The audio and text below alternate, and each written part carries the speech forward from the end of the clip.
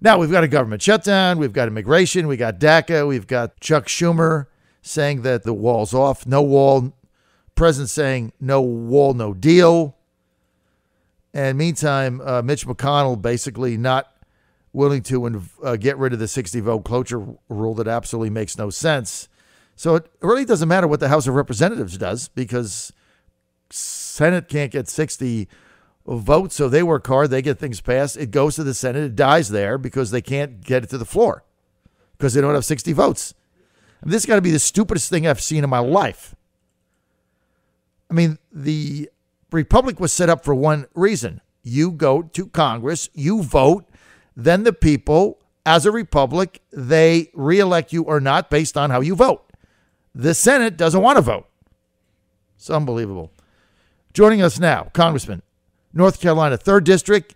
That is Elizabeth City and the whole Outer Banks area from Ocracoke Island all the way up to Chesapeake, where, by the way, everybody owns a truck. I don't think there's a single constituent in Walter Jones's district that doesn't own a truck. It's like Truck Central USA. If you own a car, a little car like me, and you go there, you can run off the road. In North Carolina, it's true. Everybody owns a truck. And those big trucks, too, not little trucks. Not like them little Toyota trucks. I'm talking big trucks. Joining us now to sort all this out, Congressman, 3rd District, Walter Jones. Congressman, good to have you. Well, John, that's why I always loved to be on your show. I love your monologues, so particularly about the district. So you got laughed out of me, and even before you talked about the trucks, the dysfunctional Senate, I was kind of smiling with your comments, and you're exactly right. It is. I thought last year was the most dysfunctional year I had ever been part of in 20 years. And then this year, the first month of 2018, what a dysfunctional month we were in, and it's not over yet. So I don't know where it's going, but your comments were right on target, as they usually are, because you tell the truth. Thank you. Thank you. I mean, look, Congressman, you bust your butt in there. You guys pass things out. It just goes, it's like the graveyard of all bills. Well, John, you're right. We passed the appropriations bill. If the Senate had taken up the appropriations bills that the House sent to the Senate, we wouldn't be in this mess of continuing resolutions. And you and I both know that both houses, House and Senate, have the right to amend bills that come from the House and vice versa, and debate them and vote on them, and then they go to a conference committee to settle the differences. We haven't done that in years. That is why we are in such a mess in Washington, D.C. Well, the thing is, in the Senate, Congressman Walter Jones, is they don't even take it up for debate. I mean, the 60-vote cloture rule, which is man-made 1975 rule, basically it's the Incumbent Protection Act, so you don't have to take tough votes on things, right? You just hide behind mommy's apron. You don't have to vote. You can just, pontificate and do whatever the Senate does. So basically what it says is you can't even get the measure to the floor to talk about it. Well, you have been spot on again, because the rules of the House and the rules of the Senate are made by the majority party, and they can change the rules. That's not part of the law of the land. It is a House and Senate rule, and those rules can be changed. And, of course, they have to have a debate, but that's okay. But we're getting to a point where our government, and particularly the House and Senate, the legislative branch, is dysfunctional, very dysfunctional. Well, you look at the shutdown, and you represent Camp Lejeune. I mean, all those servicemen and women in jeopardy of not getting paid. Many of them have called our show, and this is real. This is real, Congressman, and you represent many of them. They've called in our show and said, hey, if this thing goes on, like, I don't get paid, and here's what that means. Like, I can't pay my mortgage, which means I got late fees. I get a ding on my credit. I don't know how long this is going to go on. Yeah, I'm going to get back pay, but I don't have the cash flow, or I have to go to payday lending and borrow money at like 29% interest. Yep. I mean, this is just reality. Well, John, I do believe in the next 3 weeks that both House and Senate, Democrat and Republican, are going to fix the possible problem or potential problem that might impact our military and their families. I do believe that's going to happen. I just wish we could find a common ground of debate and disagreement and debate that made this country great. But this has been the last year and a half, as I've already said, is so dysfunctional. That's why the American people are frustrated and fed up. And I thank you and people like yourself that shoot the truth to the American people. Well, it is very frustrating. So I guess an immigration bill is going to come up in the House. But again, I mean, it's like, okay, so you debate it, you pass it, you know what the president wants, funding for the wall, border security, end chain migration, go to a merit-based system. He wants to get rid of the visa lottery. And if you do that, he'll go ahead and give amnesty for DACA. So you'll debate that in the House. There'll be a raging debate like it ought to be on the floor, speeches going one way or the other. And you get a bill, you get a compromise. It's going to be everything the president wants, but the majority of it. And then it'll go to the Senate, and that'll be the end of it. I mean, so it's like, what's the point? Well, this is why we need to get a bill, send it to the White House, let the president and his staff review the bill, make changes to the bill, make recommendations to the bill, and send it back to the Senate. There's no reason we can't get this thing to the point where you're talking about to the floor of the House, Senate or House, and have a debate. I mean, no matter how you're going to vote, just do something that makes sense.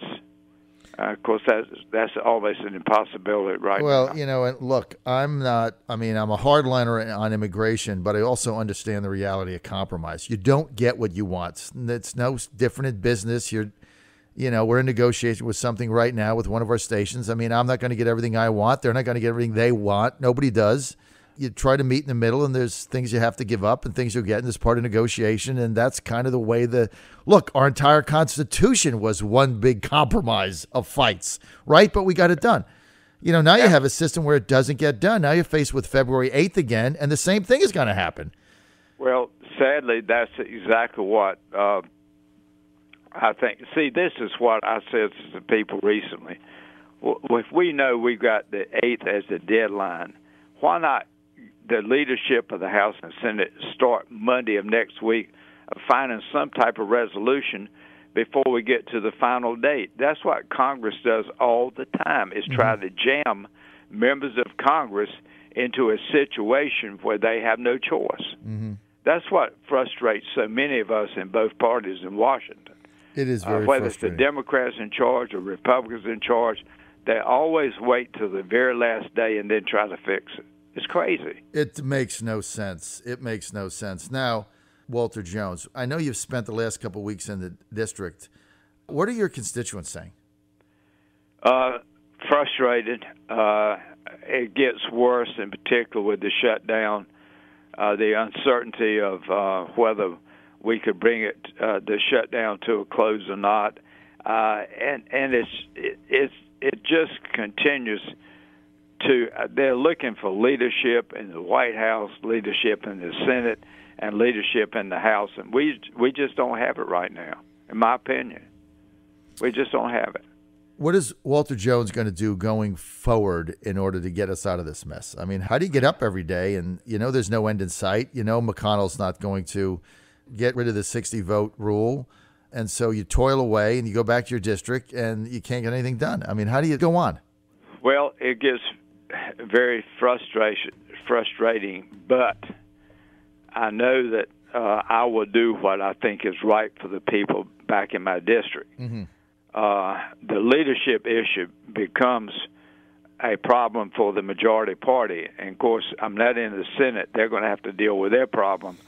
But next week, we'll have a conference on Tuesday with Paul Ryan and get an update of where we are and where we're going, and that in itself will help us decide as a small group, conservatives, decide what we're going to try to do to have influence.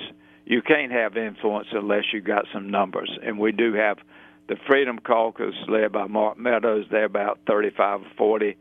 I'm in the Liberty Caucus. We added 3 new members, so we're now up to about 17. So right there, you've got roughly 50 votes, and when we come together, we can't all the time, but most of the time we do.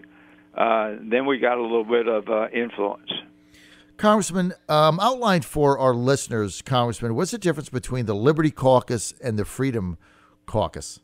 Okay, the Freedom Caucus was initiated and started by Jim Jordan and Mark Meadows about 3-4 years ago.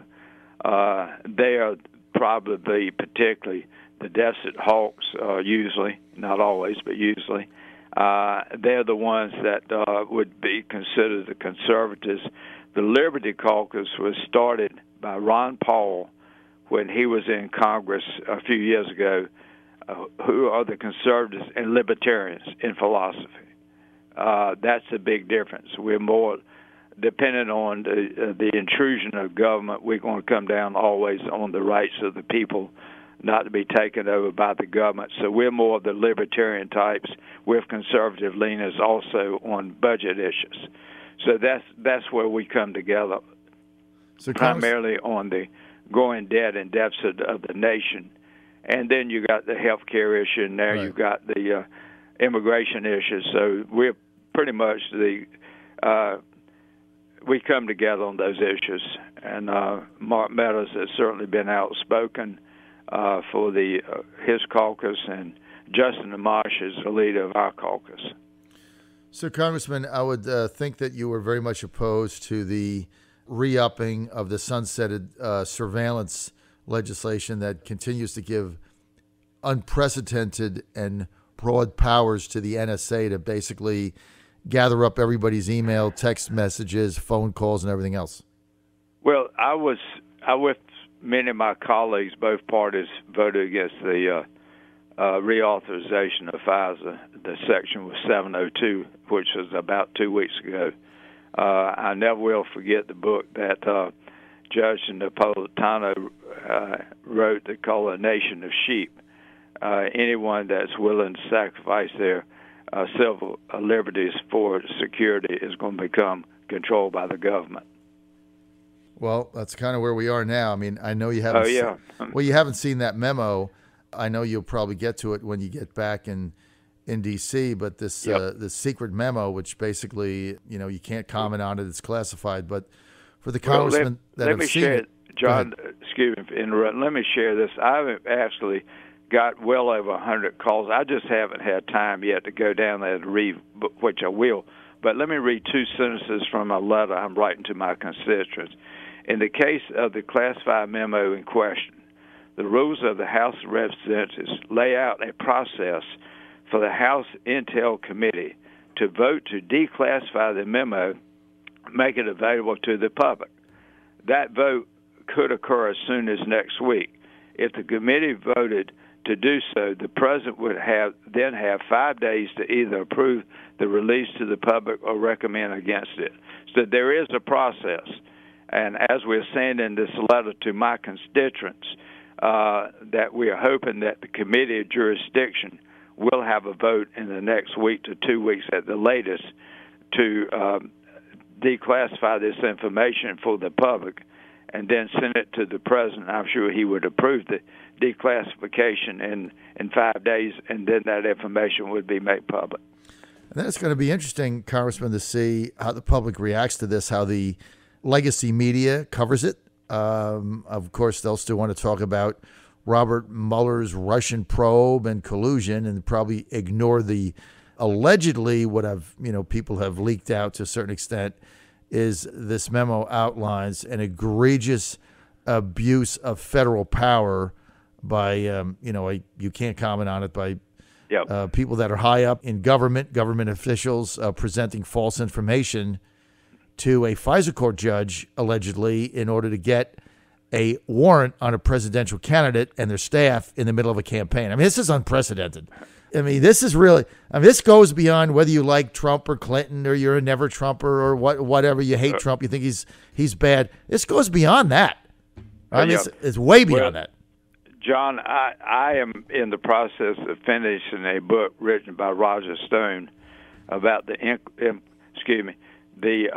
Lyndon Johnson and his friends who conspired to that John Kennedy was assassinated. It is a fascinating book.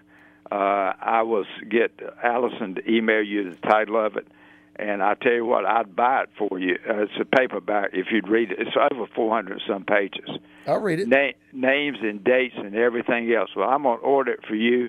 I want your listeners to listen to this. I want you to read it, and then I want you and I to talk about it, because you're exactly right, talking about the present concern about the overreach by the government. When you look at all the players who are knowledgeable of what happened to Kennedy, it will fascinate you. Congressman, I look forward to reading that and having a discussion on it. We're just about out of time. You know I'm a protectionist, right? So I'm very excited. Right. I'm very excited about these tariffs that the president finally went over the line. We've been encouraging him to do this. South Korea subsidizing washing machines, screwing U.S. workers. I don't think so. 50% tariff. Have a nice day. 30% tariff on the Chi-Coms. They pay their workers $1 a day in a rice ball, and then they subsidize it, dumping solar panels in the U.S., putting our solar companies and our workers out of business. I'm telling you, Congressman, it's a new world order. Well, you're the man that tells the truth. That's why I love being on your show. I am so excited about these tariffs. Hey, if you know what, if we had Trump back in the day, North Carolina would still be the king of textiles, right? It would be nice, I'll tell you that. Congressman, thank you for being with us. John Fredericks Radio Network, Trucking the Truth. Bye-bye.